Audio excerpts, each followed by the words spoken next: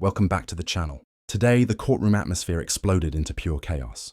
Absalom Zungu, already frustrated by what he calls irrelevant and misleading questions, declared openly that he is in this court to seek the truth. But what followed shocked everyone. Zungu called it a corrupt court, provoking an immediate and furious reaction from Judge Ratha, who snapped back, "Which court is corrupt? Me!"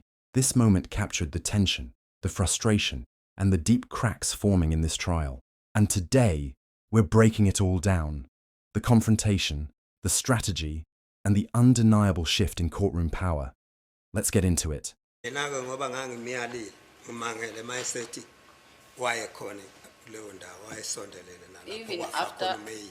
after I've given him advice, so after I advised him, I was surprised then to hear that he said that he was nearby the place where the incident took place.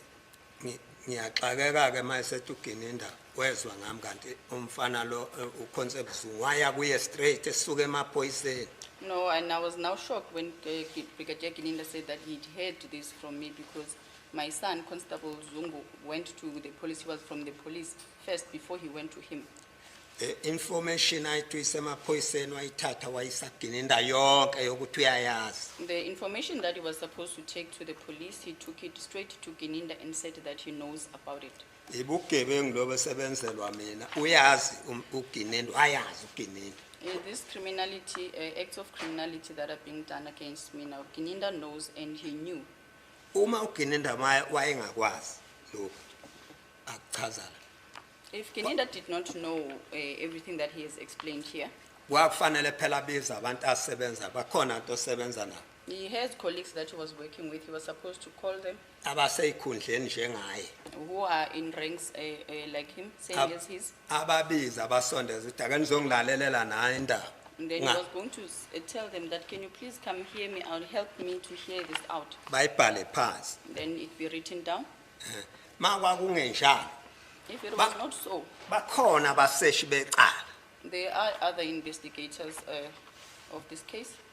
Kwakufanele ahamba aye police station akhulume nabaphathi nabaseshi becala. Kungani yena thatha icala lenze lakhe kanti bakhona abaseshi alikho icala elingenabo abaseshi. There are investigators on this matter, and he was supposed to take this matter to the investigators and give them this case to investigate. Why is he now treating this case as his own?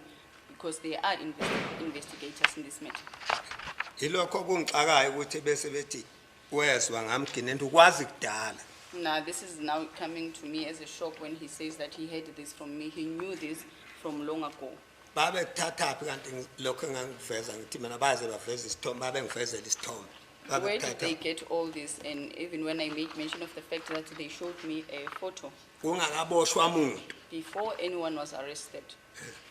Manje ilokho ke ngichaza ukuthi lento eshiyo la uGininda bangenzela nje ubugebengu ngoba phela uGininda afuneka nilazi nenkantolo funeka yazi ukuthi kungani kuhambe kwawufakaza uConcept Zungu kanti uGininda wezwa ngami. Ngisakusho naphambili nakwendawo yokusho futhi. I'm still saying that Gininda, they just doing criminality acts against me because how is it that if he's saying that he heard this from the first time from me and now he calls Constable Zungu to come and testify, why is it that they did not call me? And I'm saying that and I will still say it. Nakho ke la ngiqaya khona. Usekuuye noGininda ebesebezokhomba sebethi yina kanti bavula icala ngami. And now it surprised me. He did this act with Gininda, and then now all of a sudden they come and they go and open a case with my name, using my name. Ngiyaqiniseka ukuthi uma inkantolo nayo yayisezingeni longenzi okunye isezingeni eright.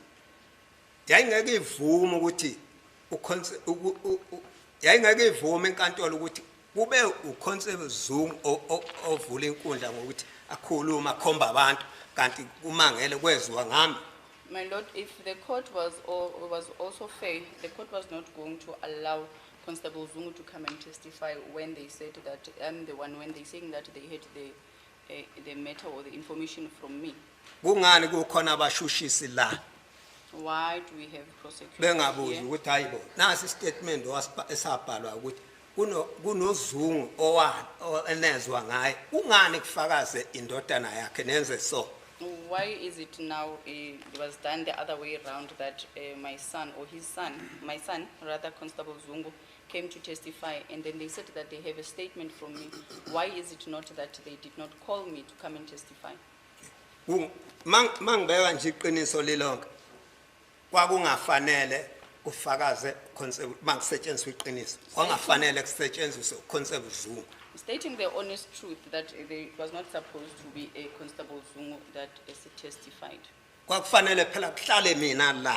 I was the one supposed to be in the witness stand Ngikhombe laba abantu engibashilo. and state and point out the people that I made mention of. Kunjani inkantolo isivumela umuntu ongazasho ukuthi sezokhomba sekufakwa Constable Zungu sezokhomba ukuthi hayi nampe engabathola benza so kungani lokho? How is it now that the court had allowed someone who said that who comes here and point out at people and saying that I saw so and so doing this and that? How is it so? Ngiyavumelana ke nokuthi vese na inkantolo corrupt ihlangene noGininda noConstable Zungu bamfakaselana uConstable Zungu la. I'm also stating that this court is corrupt and is in this with Gininda. Kungani Why would they allow? Sorry, are you saying this court is corrupt? Me, I'm corrupt. Because sometimes you use this word, inkantolo, or they court interchangeably. But are you saying me? I am corrupt.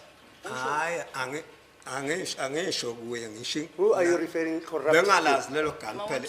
Babuzungu mawuthi wena inkantolo ke i-corrupt nayo usho kanjani? Cha ke hayi ngiyaxolisa ke. No, I apologize, my lord. Bengakwazi ke lokho bengibeka ukuthi kodwa inkantolo mayila umuntu wonke usenkantolo ngazi ngalokho. Nawe kuphethe wena ke inkantolo kodwa ikhona. Manje bengiqonde ke khona igama bengifuna ubaloyi anginikeze izolo ngifuna ukuqedela lokuthi ubaloyi izinto ezifikela kuye. What I meant to say was that the people who are working here in court are corrupt with this thing of Ginindas. And yesterday there is a word that Mr. Baloyi used that I wanted to take further with him. Ngifuna lokhu ukuthi angifuna kuvela amaqiniso. I said that I wanted the truth to be revealed. Ngoba ngilapha nje ngizofuna amaqiniso. As I'm here, I want the truth. Ukuthi yena ubaloyi bamukela la banikwa uGininda izinto.